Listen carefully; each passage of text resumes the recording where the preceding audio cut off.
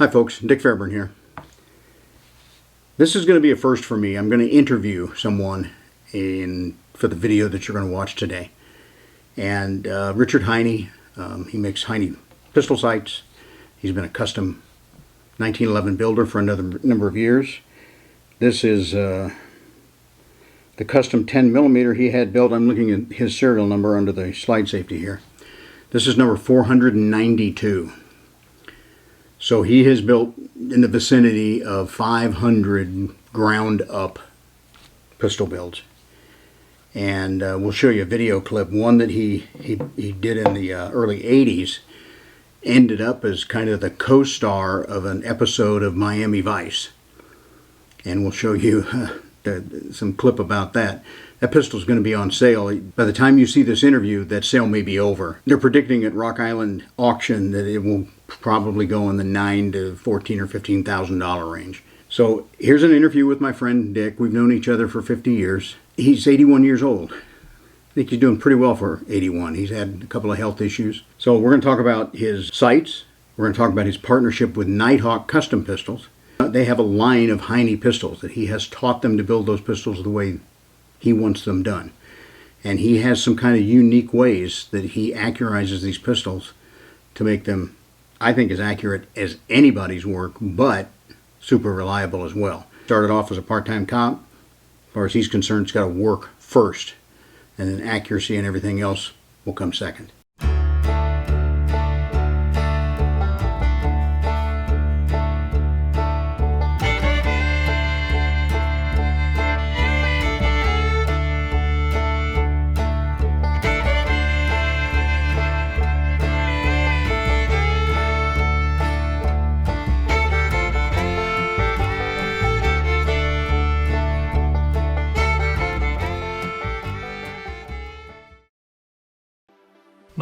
Now, one thing to note on here, this originally had a Heinie style rear sight, but Chet sent this back to Richard after filming was done to have it replaced with a Bomar because Chet liked the adjustable sight. So that is one thing that has been changed on it, but it's noted, it's in all the provenance with this gun.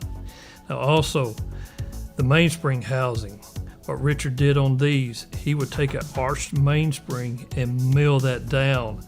So the checkering is just hand done and it's a perfect fit on here. The magwell has been beveled.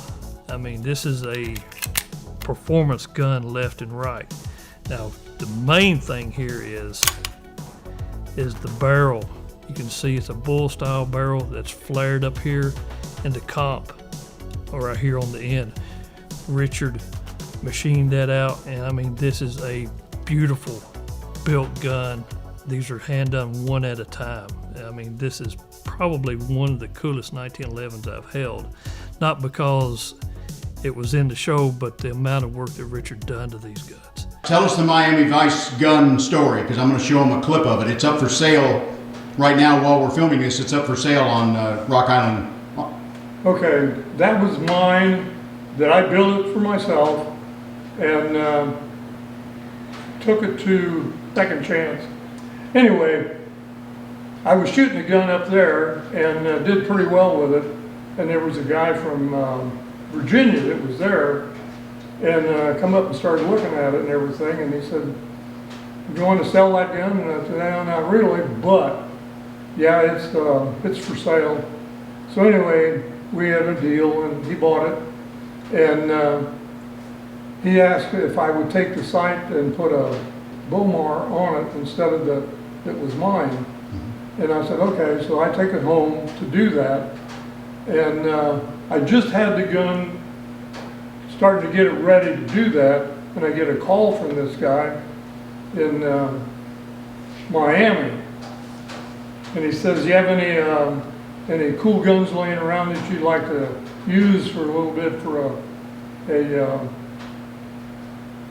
TV thing?" And I said, "Yeah, okay, like I don't understand what you're talking about." And he told me at my command they wanted a real cool 45 to be on there. I said, okay, so I happen to have that. I cleaned it up, sent it back to Miami the next day, and I called the guy that bought the gun. I said, "Oh, I don't have your gun right now. I had to send it to Miami so they can be on the Miami Vice." And he thought, "Oh man, that's really cool." He thought that was the best thing that ever happened, and now it's for sale out there for quite a bit of money. So it was kind of neat.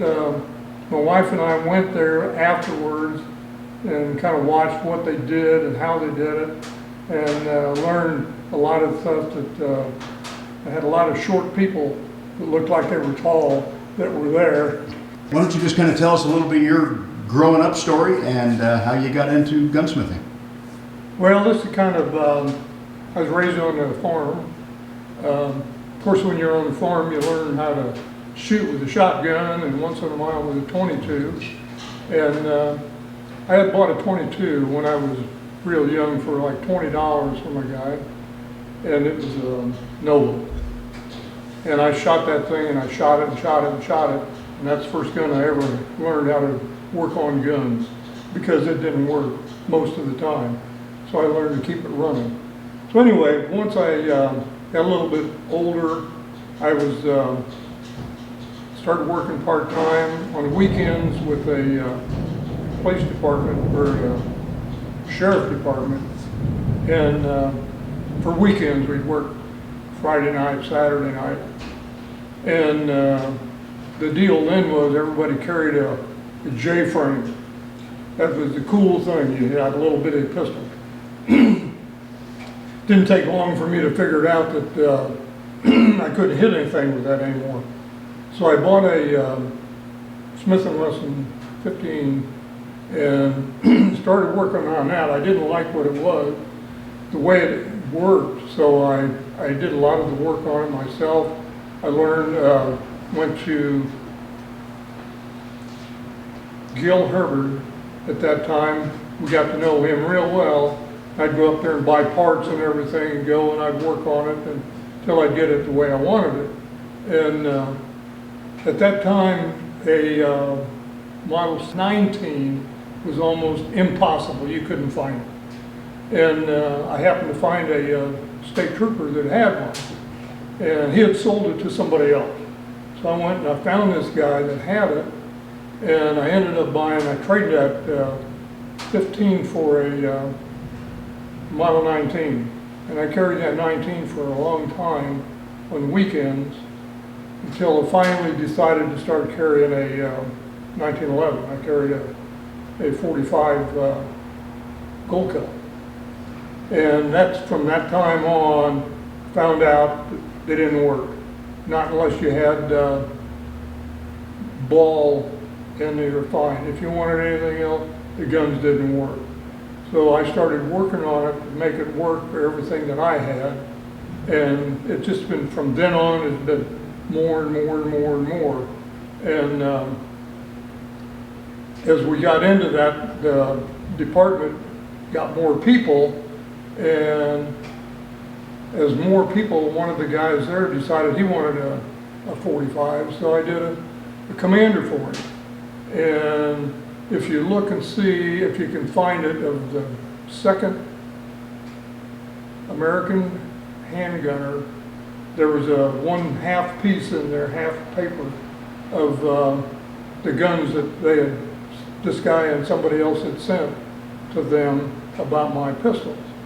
And from then on, it's been, that's all I've done, is work on 1911. And it was, after a short time, I was like 7 years, and that was probably a little on the short side, because it was more than that to keep up with everything. And I did high powers, and I kind of liked the high powers pretty well. And I worked on one of those for quite a while. And finally decided what I really wanted was the 1911. And I came here to Quincy to a gun show one time and happened to meet several guys that were from here, and one of them, he had a Swenson. And I looked at it really well, and his friend decided that he wanted a gun. And this is it. This is My number 16 pistol that I ever built was this one for a guy here in Quincy. And I ended up, after 2 other people, I ended up with it again, so that it's mine now. And if you'll notice on this, you'll see that at that time, there wasn't any grip safeties. The grip safety was that, there wasn't the, what we see now. There was 4 or 5 pistols or parts in this that I actually had to make so that you could actually do it, and because there's so much different things you did. And this was pretty much like a Swenson right there with the top, and there was a Swenson, the Smith & Wesson sight. So anyway, this, you'll notice that this at that time, nobody was building those at all. Wilson probably was the first one later that started selling them. But I made the one for that. If it actually did any good or not, I don't know, but it's kind of cool. It added a little bit of weight to the gun. And this is old. I looked at this up, and I think it was in late 70s when I did this pistol. So there's a lot of stuff. I look at that and I think, did I really do that? Because what I do now is totally different than what they look like. And a lot of what I did at the time, I used to read the magazines, look at Swenson and Jim Hogue. And I finally decided I wanted to look like what Hogue had. And I started doing everything a lot close to his.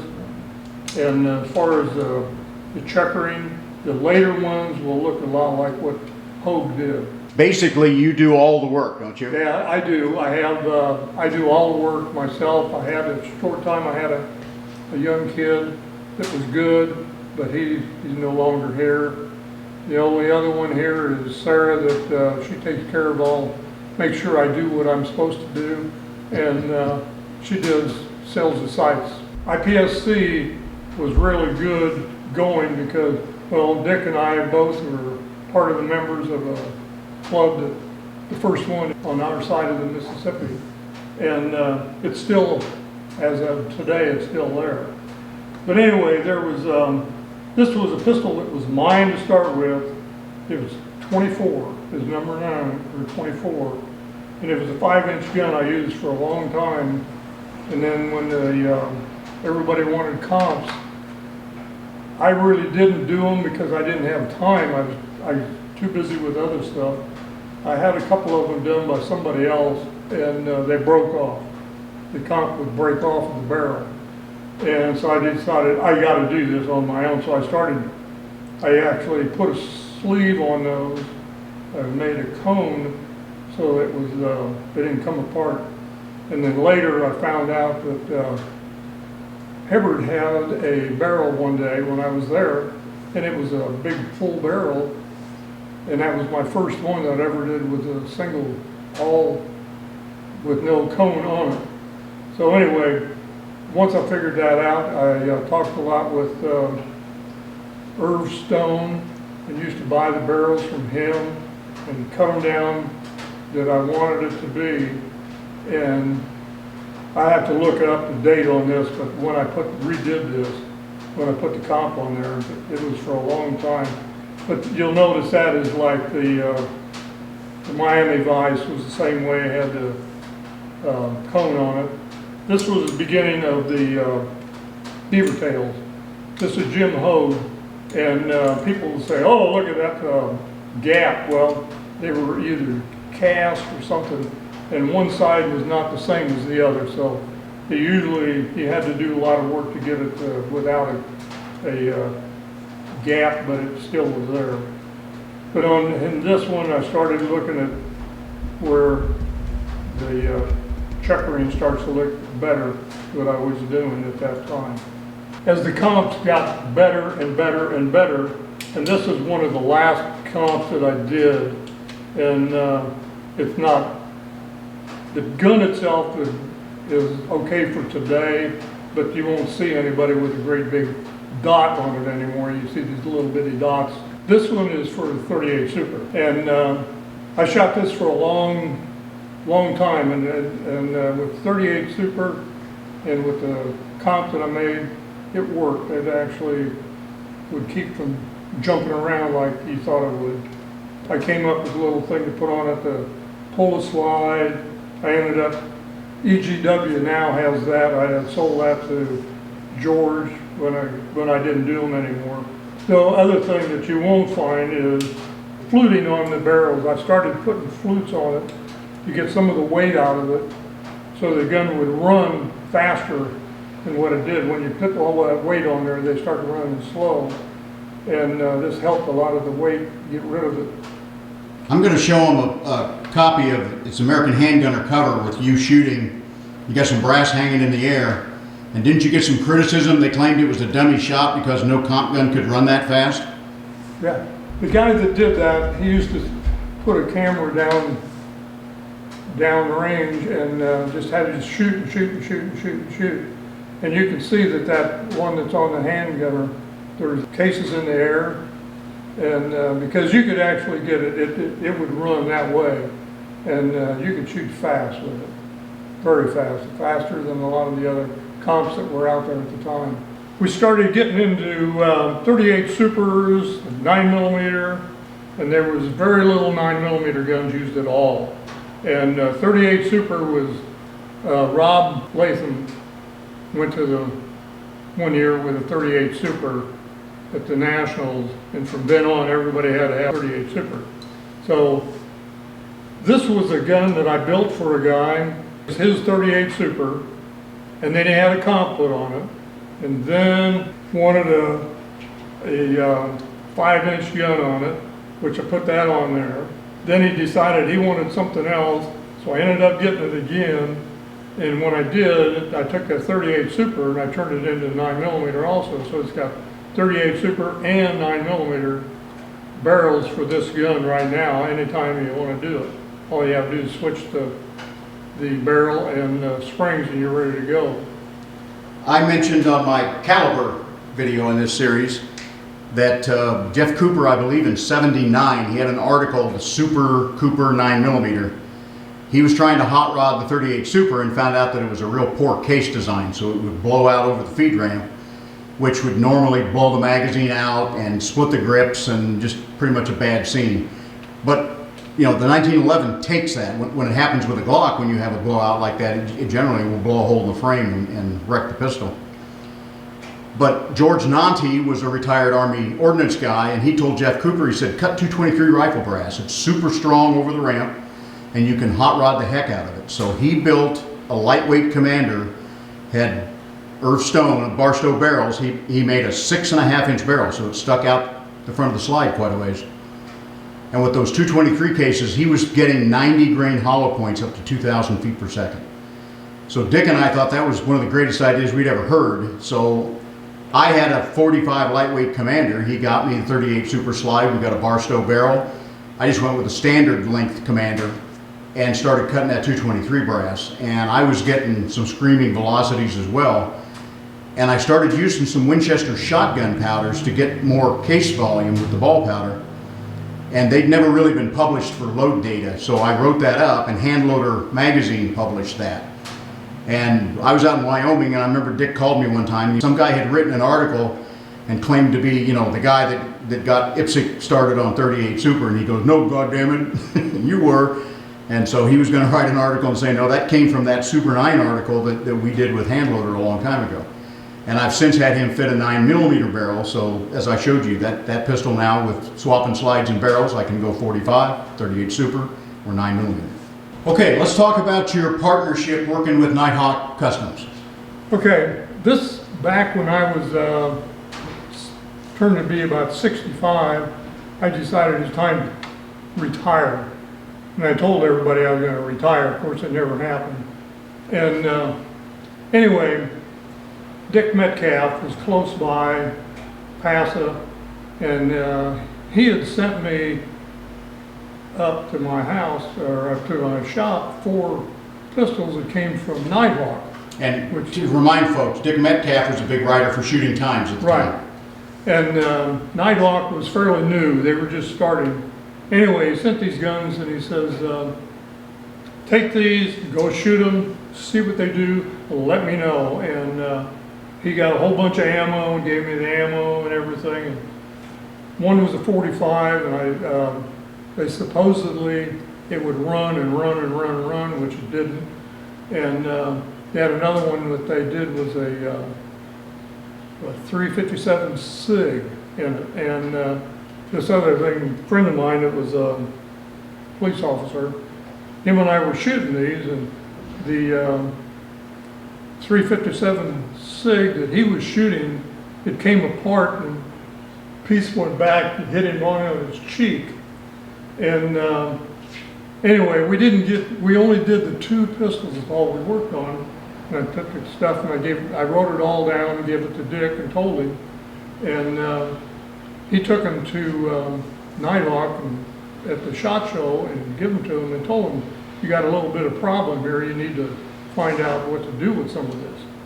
Anyway, probably a few months later, the Nighthawk was here at PASA at a media deal. And there was 3 people from Nighthawk was there.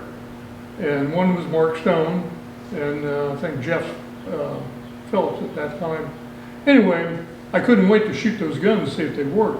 And they did. They were working better then.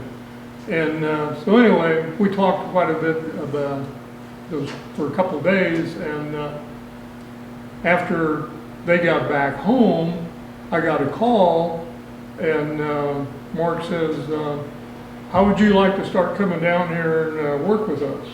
And I said, okay, what are you talking about? He said, well, we know we got some problems. We'd like to have, if you could come down and help us to either make the guns better, find out what to do, whatever we need to do. And I'll even pay you for this, which this is cool. They're going to pay me somebody's going to pay me something. And so anyway, I started going to Nighthawk.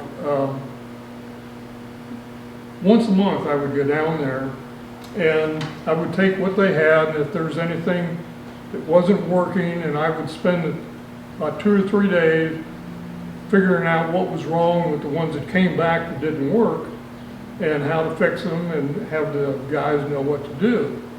Anyway, we kept doing this, and I kept going back once a month.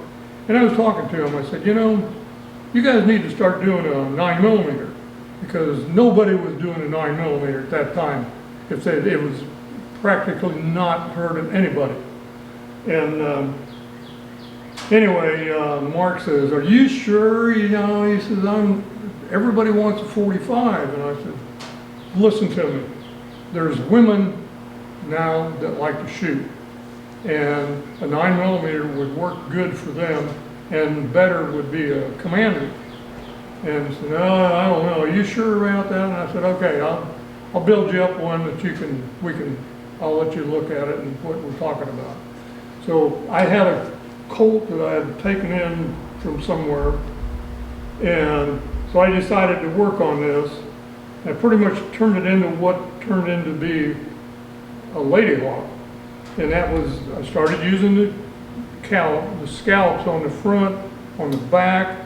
And what I really did was took some material from the front and the back so that the gun was smaller. The only thing that was out there at that time was the one from Springfield, the little gun that they had.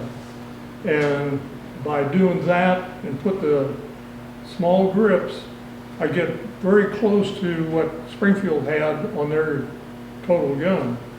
And but with this was, you could have regular 9mm magazines, and you didn't have to have a special magazine for it. So anyway, I took that down there and I let him look at it, and Mark said, boy, I don't know, you really think this would do it? And I said, yes, I do. And anyway, I talked him into it. So anyway, built one of it, took it to the SHOT Show, and at SHOT Show, within 2 hours, people are coming up to, there were writers and said, we want to see that little 1911 you got. want to look at that 1911 you got, that small gun. So did, and they started looking at it, and they ended up selling 100 in 4 days. They sold 100 of them. So anyway, this is one of the Lady Hawks, and to update it, make it nice and look and everything. The first ones were blue that had the silver on them. Excuse me, this happened to be mine, which it's a lightweight Commander, and they still do this. I've been working with them for like 15 years, and they still sell the Lady Hawk, and now it's called a Kestrel, because the men wanted that gun, but they didn't want it to say Lady Hawk.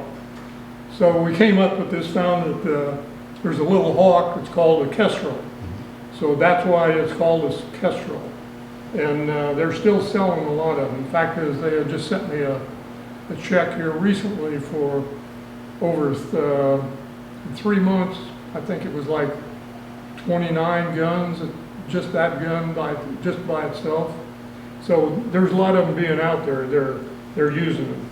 And if we've had several people that have tried these and they like them. One of my daughters was a shooter. She learned to shoot real well, and when she got her concealed carry, she had a high power. That's what she wanted, a high power. But I kind of got her back into shooting before her concealed carry, and I gave her got one of the Lady Hawks to her, and I said, here, use this when you shoot. And anyway, she did, and she was like, the only reason she didn't get all of the things in there was that somebody was close enough to shot something, the thing hit her in the side of her face. Otherwise, she would have had everything in the center of the thing. And there was several people there that wanted to see that gun. So she likes it. And I have a younger daughter that has one that she's got a Lady Hawk also. So hopefully when I have some granddaughters that they're all probably going to end up with a Lady Hawk before, one of these days. So anyway, that was a pretty good deal to deal with them. That I talked them into that when they were. And now, if you look, you'll see that everybody is selling 9mm now. And one of the reasons they couldn't, a lot of them didn't work. And in fact, as Wilson has his own magazines that are better than what they were, I didn't have any problem. I figured out what to do with this so they would run. And I used Colts, or I used a 38 Super magazine, and they ran well. And there's just about 3 or 4 little things you do, and if you don't do them right, they're not going to run. You also have a long slide 10mm you designed for Right. Nighthawk.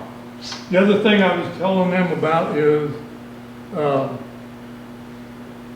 10mm was dead. Nobody was using a 10mm anymore. And I said, that's another one you guys ought to be doing, is build a 6-inch 10mm for hunting. And it's like, well, I don't know, the 45 is still doing real well, and I said, yeah, I know, but believe me, this will go. I decided that the way to do this, I had a slide, I worked on it, I put the sights that I wanted it to be for me, and the one that we ended up with for them had actually like a bromar, because a lot of people have to up and down, which even you don't need it, but they do. They thought they had to have it. Anyway, I did the whole top of this gun. I took it down to Nighthawk and gave it to Alan, that one of their guys down there had let him do the bottom of it. And then they took it to Hillbilly 223, and he's the guy that does all the painting and all that. And he came up with, he thought this is what ought to be, what I ought to have for the color on this gun. And this gun at 50 yards if you can sit there and watch it, you can put 50 yards, you can probably put 4 or 5 together at touching. And I can't anymore, but I could when I did it. And I was hoping I was going to get to shoot some hogs with it, but I never got to. Had other problems that caused that I couldn't go.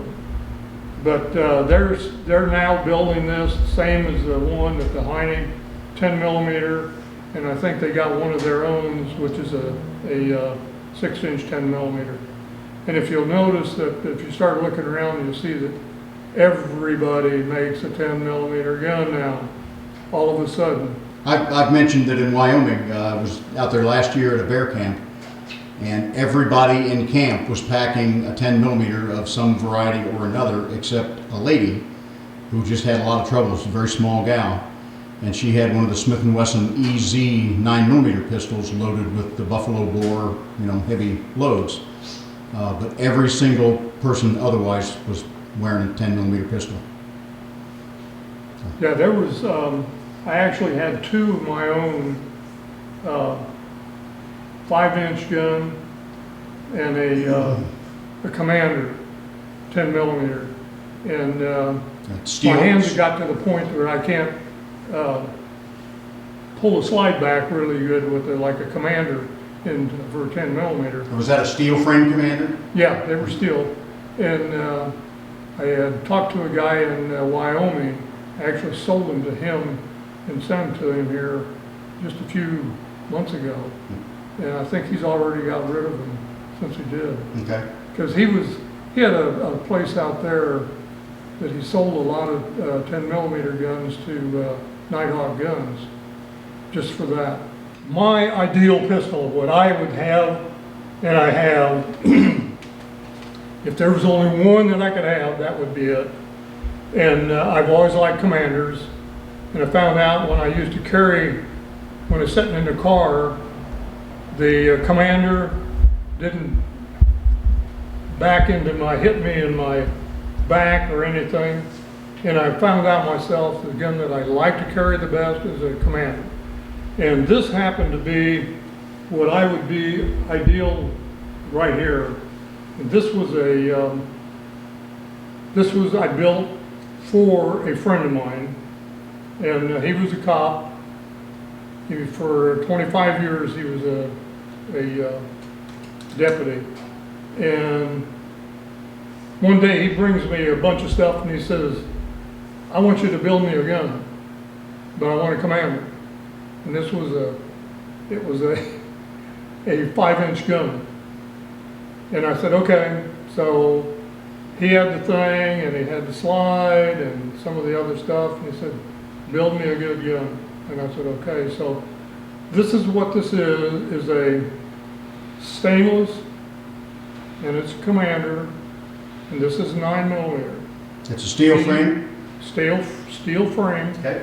And he used this a lot. He used it for shooting, just regular shooting, IDPA, and whatever thing that he wanted to shoot, this is what it was. And it's got everything you can imagine that you would want. And with the mag well, that I had came up with the mag well that is no longer than the length of the gun, and it's not great big. And anyway, with this you can change this to 38 Super if you want to, or 9 millimeter. So there's a 38 Super barrel for this, and as a 38 Super, you can jack up the loads to where they're almost like 357. And if you get the barrel just right, so you can use it at what is 9 by 23, it is like a 38 Super. So I think for me, in my age now especially, it's easier for me to shoot a 9 or even the 38 Super. But the Commanders are just, there's less, I don't care what anybody says, the gun does not jump around like it does a 5-inch gun. A 5-inch gun goes up higher than what the Commander does. And I found out a long, long time ago. And the one thing that we noticed back at the days of IPSC first started, a lot of people that were using the man-on-man, they were using Commander aluminum, because that gun would run, they could pick it up faster and move it from gun to gun, or from site to site and everything. So this is my ideal thing right there, is mine. And now this is one, and this is one that's similar, and that has, without the magwell, but it has the scallops on it. Because if you didn't like that bother you with checkering, you could change it to the scallop. And keep it, the best thing I think is the 9mm, or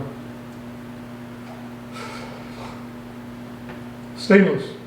Use a stainless gun, because the stainless is just, you don't have to worry about it as much. It doesn't, unless you want to get it coated with some, high-end coating.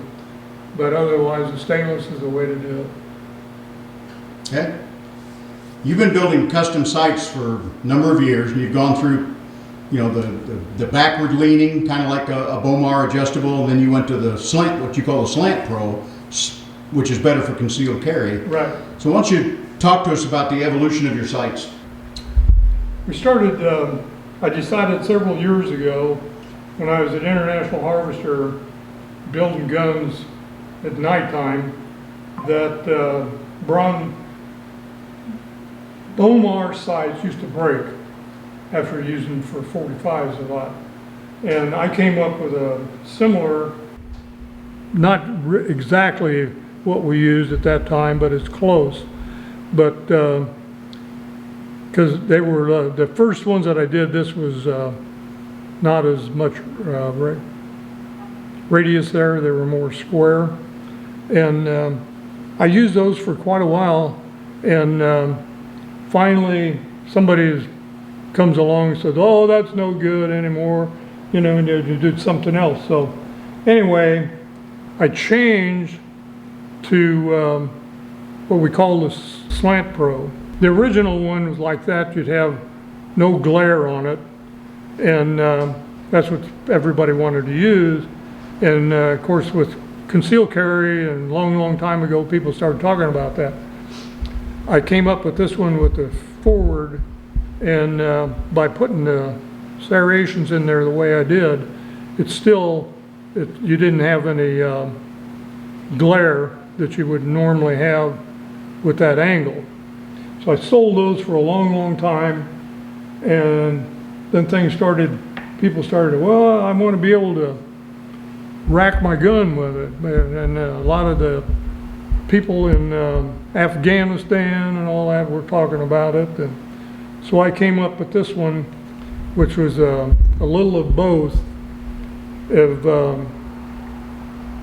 We call it the ledge because it left this so that you can rack it with anything you wanted to, and it still had this the angle like the Slant Pro. And right now we're probably selling as many of these as we did anything, because people think that's the best thing out there. And I like them, they're nice looking. We usually have that with a wider rear sight notch in it, so that you can see it quicker.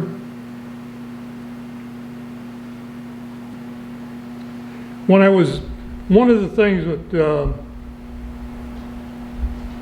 when I was building his first guns, or the first sights, somebody calls me and says, you're going to make those for a Glock. And I said, why do I want them for a Glock? At that time, there wasn't very many Glocks out there, and they were plastic, and I said, I don't want one of those. So anyway, finally, somebody talked me into it, and I made a sight for a Glock. And right now, that's probably the biggest seller we have, is with Glock. and it was, we got the same type of angle and everything on all of them. And we went through the, during that time I come up with the, what he called a straight 8, which was a tritium in the front and a smaller tritium in the back, so that you just had one above the other, and which are much easier to see. And now we've got a lot of age people that have a hard time seeing things. I came up with gold, using gold dots. And you'll notice the gold dots on this, we have the straight 8 gold dot. And believe it or not, there's a lot of people wanting this right now. We sell a lot of them. If you send a slide and you want Glock sights, we put them on for free, because I can do them so quick that I don't even charge people to do it. So just think about that. Most people want to charge you a lot of money to do that. And there's several people out there selling sites that says, oh no, you have to be able to file that and file this and file that. No, I've got this to the point where you push them in and they stay. Put a screw right in the middle of it and they won't come off. They stay there, right there. Okay, Dick, I've mentioned in some of my videos that the people who claim 1911s are not reliable, it's probably because somebody's tinkered with it and didn't know what they were doing. But in my experience, I've seen people have more problems with the models that are shorter than a commander, down to the officer's model or the defender. But why don't you give me your thoughts on what's going on with that and how they can be good, reliable pistols? Okay. One of the things I've read a lot of on the internet, and I've heard people say they don't work, commanders don't work, and then the officers' guns don't work. Well, they do. And what I found a long time is the aluminum guns are probably the worst to make it but do that, because it's mainly the person running that gun. They have a tendency, when it goes off, they have a tendency to, with their hand, and I've watched them do this, they let off of it after it shoots. So when the gun, instead of the gun working, when they let off of it, the slide quits on the way and they don't go all the way in. I mean, I've taught 2 women that both have Lady Hawk guns with aluminum frames. I taught them day one, I taught them how they had to handle that gun and how you have to run it. And you have to run it by keeping your hand strong, tight, and your shoulder, or your arm, your shoulder's got to be tight and hard. Otherwise, it may not work. So the strength of the grip is going to help the reliability. That's what helps the gun. Okay. And I mean, the same thing can happen with a 5-inch gun.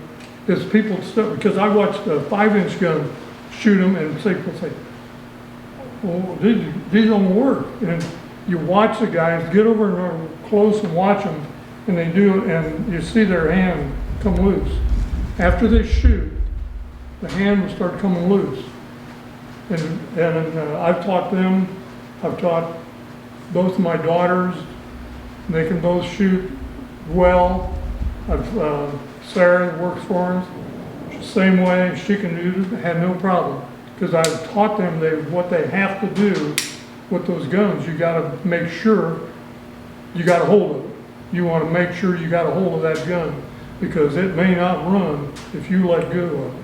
So with the right technique, those officers' models or defenders should be good, reliable pistols. Yeah, right. Okay, we've switched over to Dick's man cave down here, and we're going to talk about a few more topics, and he's going to show us a few from his personal collection. How about this? Jim Hogue. Long slide. This is Jim Hogue, long slide, gold cup. And if you ever watch the movie Thief, this was used, one like this was used in that. And I ended up getting this, but it didn't have the squared guard. So I called Jim one day and I said, how about doing this, finishing it for me, and put the squared guard. And he said, "You can do better than I do." And I said, "Yeah, but then I would have been the one that said it. Right. I want you to do it because I want it to be your gun all the way." So he said, "Okay." So he did, and that's it. And I've had this for a long time, and I just put it away and decided I'm going to keep it for a long time. Okay, you mentioned the movie The Thief, Yeah. which the star of that was James Caan, and probably the best 1911 gun handling examples I've ever seen. It was absolutely the best. And I went to Gunsight in 1981 for their basic 250 class, and they told us that watch for this movie to come out because James Caan had gone to Gunsight and learned how to handle a 1911 in the class right before the one I was in. But look that movie up sometime. It's not that great a movie, Yeah, but the gun handling is excellent. It is. It's really good. Yeah. There was a 5-inch used in it, and I had one of those for a while, just like it, and somebody talked me out of it, and I wish I would have kept it now. Yeah. What's the future of custom builders like you? With there's so many pistols out there coming out of the factory with most of the bells and whistles. What's your thought on that? I don't think you're going to see many of them anymore. If you see people, they're just they might say, "Oh yeah, I've been doing this," but basically you can buy most everything ready to go, put it in, a little bit of work, and it's ready to go. I mean, Alex Hamilton and I talk about this, and a couple months ago, and we were talking about this, that we taught all these builders now how to build a gun. It's basically done on a CNC. And if it doesn't go together just right, you can tweak a little bit, so all they have to do is put them in. So there's very little work done on them anymore. So you guys might be the last generation. We might be the last Okay. that's out here. I mean, there's a lot of people every day coming out with something new, but the something new is mainly the finish, and that's as far as the guns. No, I don't think there's a lot of stuff done anymore. What about the high end? A lot of folks are calling them 2011s now. The double stack 9mm like the Staccato, optics ready, a lot of money. They're same way. They're ready to go. They do the CNC machine, put them together, and a little bit of work, and they're ready to go. But they're big, aren't they?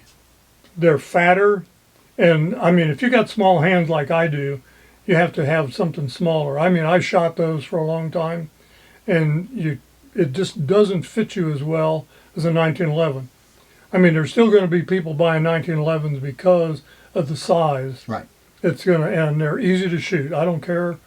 Those 1911 is the easiest thing to shoot there is. As you can see, my videography skills are probably not all that great.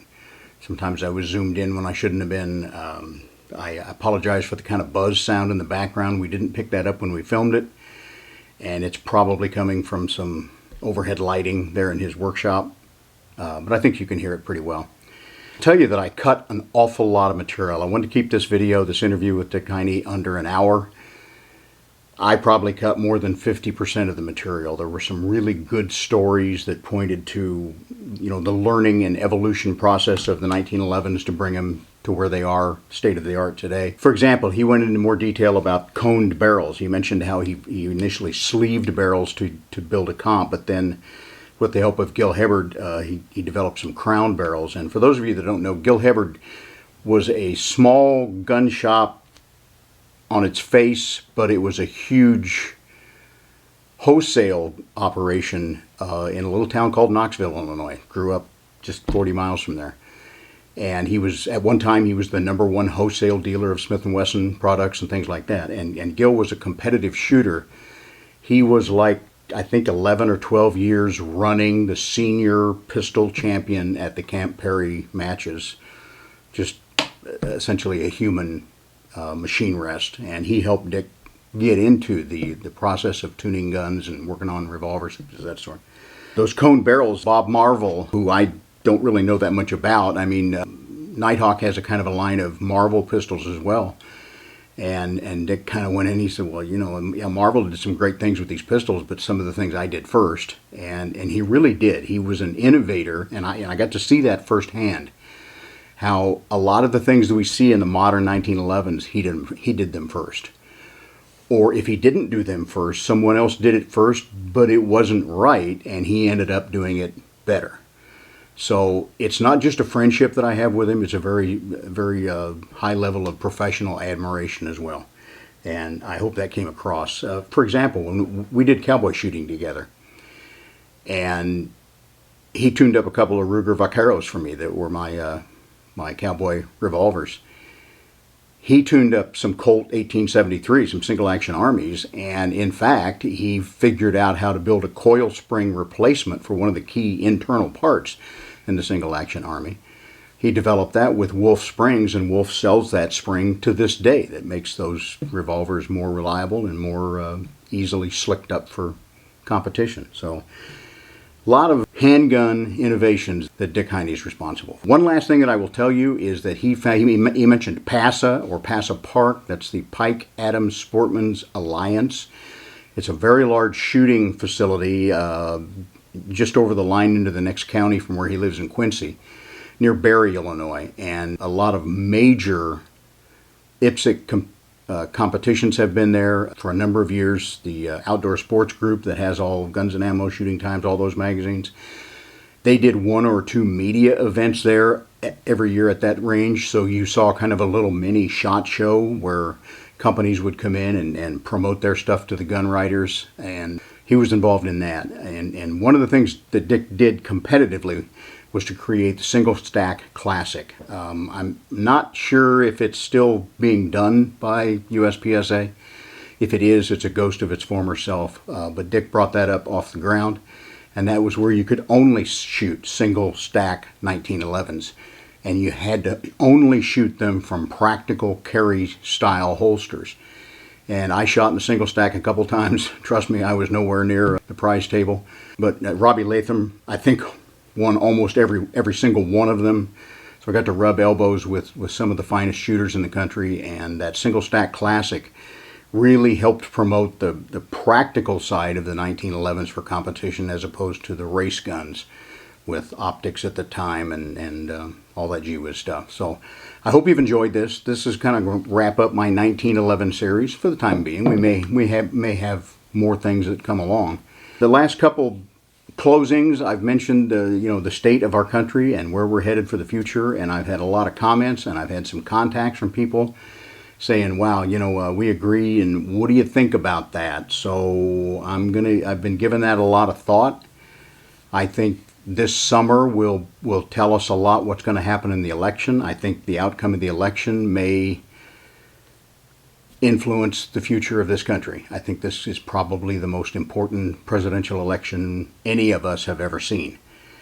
And the forces on either side of that have really reached critical mass. So that might be my next series. What's this summer going to bring, and what happens in the election no matter which way it goes.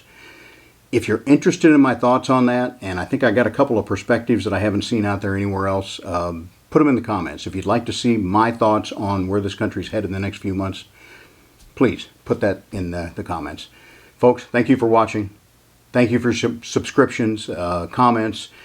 I'd really like to grow this channel and actually make a little bit of money, so pass them around to your friends, and thanks for all your support. Okay, we got them both here now. You ready? Bud got one. Ginger got one.